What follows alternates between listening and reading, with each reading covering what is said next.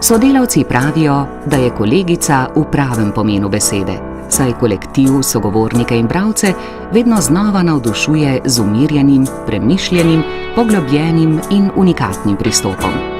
To pa je ključno za občutljiva področja izobraževanja, znanosti in mladinske problematike, ki jih pokriva predano in natančno. Zgodbe, kjer je v središču posameznik in njegovo življenje, so namreč prepogosto podvržene pavšalnim in senzacionalističnim obravnavam. Zato so verodostojnost, natančnost, diskretnost in občutek za človekovo dostojanstvo tu ključnega pomena.